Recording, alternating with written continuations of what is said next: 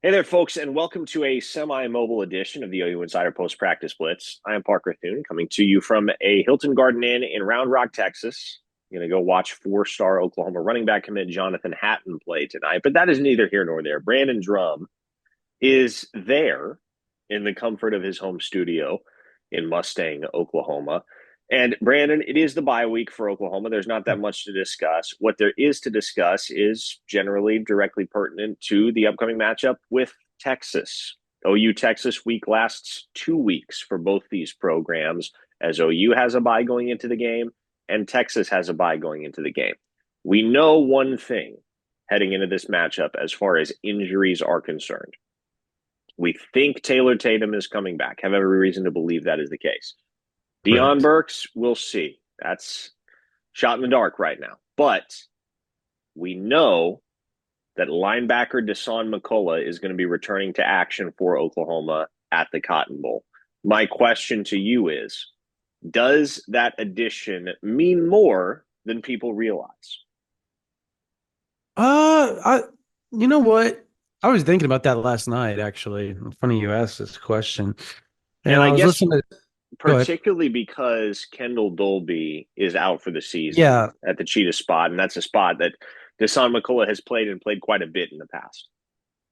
So I don't know is probably the answer I would give. And I know that's not what OU fans want to listen and hear about, or hear me say, because look, like I said, I was thinking about this last night when, BV ran through like five names at Cheetah. He's like, oh my God, this guy and this guy. Because the question was, how has Sammy Omosigho played? And he kind of skirted around the issue of kind of, and look, Sammy's done a good job. He has some deficiencies when it comes to coverage and space. He's a good cover guy. He's not Kendall Dolby. Kendall Dolby covered like a corner.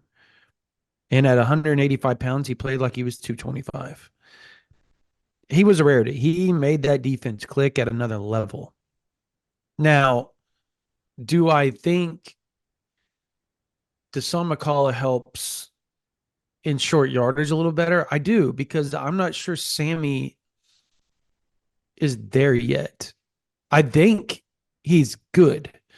That is more Dasan McCullough's territory when you get in those short yardage situations, when you get in those big play situations where they only need 3, 4 yards. He's good in those areas because of his length and his range, and frankly, his ability to play the run fits a little bit better.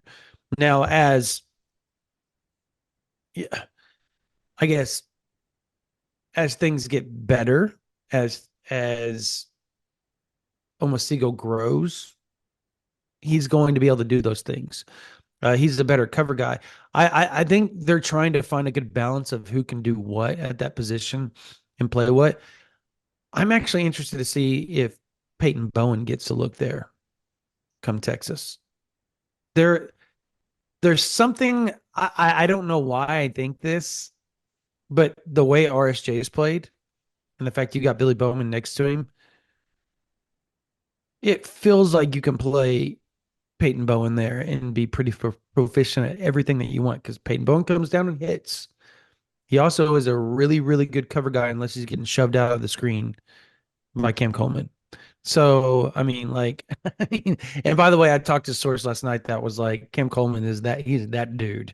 That kid is going to be a freak, by the way. OU was so impressed with that guy. Um, I don't know. He's going to help. I think just his experience alone is going to help. He's played in that OU Texas game. He knows what it means. He made the play last year that really kind of flipped the script, right? That 4th and 1 on the goal line. Deshaun McCall is right there to make that play. He knows what to do. So I think in that facet, yeah, he's going to make a difference. But you're still going to have to play multiple guys unless you can switch Peyton Bowen over or something like that and get him, or even you can't throw Reggie Powers out there because he hasn't done it yet. But BV brought him up, so I'm going to bring him up. Um, he's another guy I think down the line can do everything for you. Because I think eventually Samuel Masigo moves inside at backer once, Stutzman graduates. Just a which would hunch. make sense. Yeah. Which would make sense. He's built for it. He offers versatility, Yep. offers range. There's a lot to like about Samuel Masigo, and it's Oh very yeah. clear that he is not the finished product yet. He is not the final version of himself as a college football player, but very much on track to do some really, really exciting things at the University of Oklahoma over the next couple of years. Reasonable expectations moving forward for Michael Hawkins at the helm of this Oklahoma offense, because I think most would concur that this is a unique year when you look at Yeah. recent history for OU football, in that you do not need your quarterback to lift you to victory on a regular basis. Your defense is now strong enough to be able to do that. All the quarterback has to do is take care of the football and do just enough, Brandon. Not necessarily anything spectacular, although I do think you'll see a spectacular play from Hawkins every now and then. It's really about just doing enough to play winning football and not giving the opposition freebies when you already are so decimated at the wide receiver position Hmm. and really across the board offensively, the way that Oklahoma is. So you asked this, and I was thinking about this as well. Just kind of listening to Venable's presser yesterday. And I know that Hawkins coming in a big game that everybody expected Oklahoma to play much better in versus Tennessee isn't like Troy Aikman in '85 when Troy Aikman broke his leg. I get it. But he was this ballyhooed passer. He was this ballyhooed player that they changed an offense for because of his arm strength, right? Hmm. What did they do for Jackson Arnold? What did Latrell do? Did he change his offense a bit to fit Jackson Arnold? He Did. did. Hawkins comes in late, mid second quarter, obviously, kind of similarly to Jamel Holloway, right? And I'm not comparing it to the national title team. But I am comparing All right, Brandon situations a just little told bit. you OU's winning a natty. No, no. There it I'm is, just comparing folks. situations, and this is where I'm going with this because I'm going to make a bold statement here. Okay, I've been waiting for this one. Um, I He comes in, and then the very next week, if I remember correctly, Oklahoma kind of struggles against Minnesota, somebody, but they won, right? Similarly to Auburn. Um, Up next, Texas. Obviously, Texas back in that time period was really, really good. The year before it was number one versus number two. This year obviously isn't going to be that big of a matchup. And I'm talking about in 1984, the number one versus number two in 1985. It was a big matchup last year, near top 10, two top 10 teams almost last year.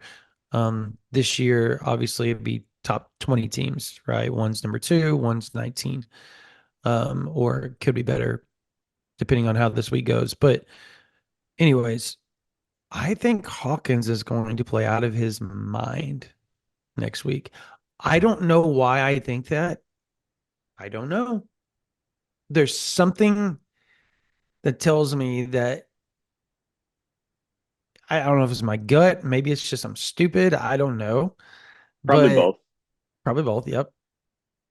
But there's something about it that I think that he's going to play out of his mind next week. They're going to have now 2 weeks to get everything situated. This will be the third week for Latrell's offense. They got a bye week to get healthy. You get all this stuff down.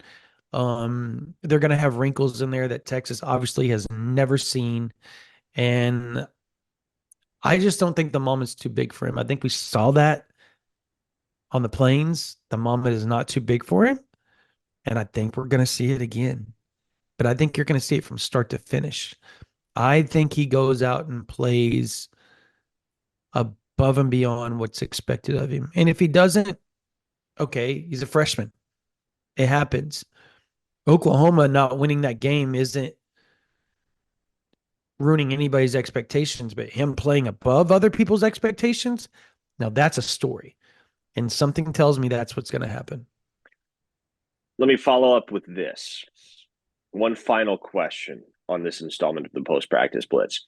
assuming that Oklahoma does get both Taylor Tatum and Deion Burks back, which do you think is more impactful when it comes to Oklahoma's odds to win this football game? You have a running back that seems to have displayed the most juice of anybody in that group to this point in the season. They have a wide receiver that, by far and Deion away, Burks. a You don't wide have to finish the margin. question. Deion Yeah, Burks. he Deion leads Burks. Oklahoma in every receiving Yeah. category. Like he's outpaced all the other wide receivers combined Mm. by a wide margin in pretty much every category. Well, So, him, who do you think matters more? Deion Burks. Him on the field is going to open up more for the other players. I think. I understand that the run game opens up a lot. I get it. I get it. But I wholeheartedly believe that the two guys, Sawchuk and Barnes, can do the job. We've seen them do it, guys. Like we've seen them do it. Have they been consistent this year? No, but I think there's a lot that plays into that we don't need to get into on this installment of the post practice blitz, but they can do it. Now, I think it's big that Tatum comes back, but I think Deion Burks opens up everything for everybody else, whether it's the tight ends, whether it's Hester, whether it's Attaway, whether it's Jacobe Johnson, who I think will start to make plays next week. I think you see a very infused into the offense, Jacoby Johnson next week. So I think all of that entails into things that, you know, Texas obviously is going to prepare for, but it's one thing to prepare and think you're going to see it. It's another thing to actually see it and then see things that you haven't seen because the offense is completely changing. So it's going to be interesting next week. And there's so much to dive into, particularly next week, leading up to the game. So it's going to be a really fun time. I'm excited for it. I I haven't made my prediction yet. I think some people think because I said Hawkins is going to, you know, play out of his mind that OU is going to win, but I haven't gone that far yet. So we'll see how I feel going into next week, but I still think that he is going to play amazing. I will take the opposite standpoint on this because I do think genuinely that getting Taylor Tatum back does more for Oklahoma's odds to win this football game than getting Deion Burks back, which sounds very counterintuitive. And I would not have It imagined does. at the season's outset that I would have been saying anything close to that by the time the Texas game rolled around. But in a game like this where you're already peripherally overmatched. Everybody's going to look at that matchup on paper and say, okay, Texas is the better team. Texas is the more talented team. Brandon, you can't afford to be one dimensional offensively. No. And I understand. I agree with everything you said about Sawchuk and Barnes being able to carry the load.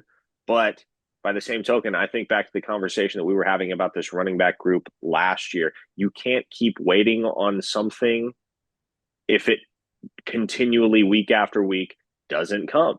And it hasn't with Sawchuk and Barnes. The one guy to this point in the year that has shown that he can create on his own and doesn't need things blocked up perfectly in order to have some success in the running game is Taylor Tatum. No, And that's so fair. I think if you don't have Tatum, then I get very skeptical about OU's ability to establish the run as a legitimate threat against this Texas front seven. And if you can't threaten them with the run game, everybody knows what's coming, right? It's Yeah. Michael Hawkins dropping back and trying to find something down the field. And at that point, I don't really think it matters who's running routes. If you're one dimensional offensively, you can't beat a team like Texas. So that's why I would say it's got to be Taylor Tatum for me, man. And we expect, based on what he's going through, what his progress has been coming off that injury that cost him the Auburn game, that he will be available for Texas, and it's so interesting. We were looking at this 2024 freshman class on signing day last December, figuring very few of these guys, if any, are going to play substantially as true freshmen. As I sit here today, Brandon, Mm-hmm. Michael Hawkins, a true freshman, is your starting quarterback. Taylor Tatum, a true freshman, in my mind, is your best running back right this second. Eli Bowen, a true freshman, might be your absolute best cornerback.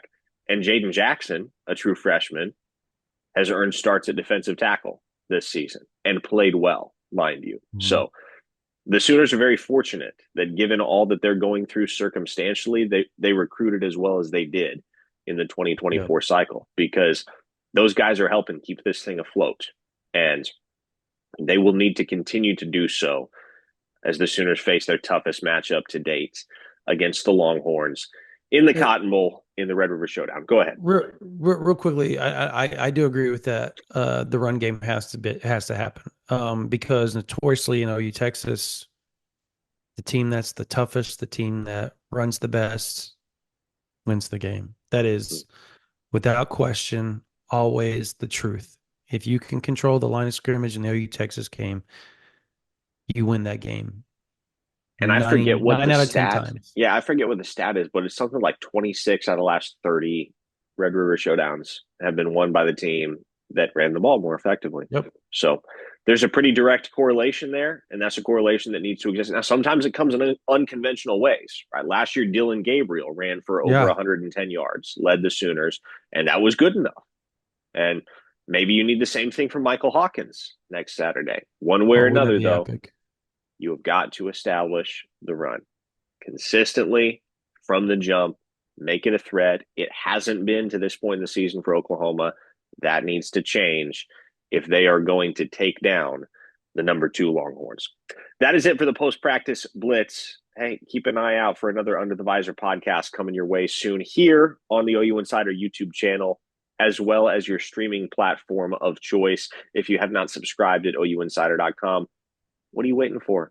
Exclusive team intel, recruiting information, all of the insider stuff that we can't say on a podcast.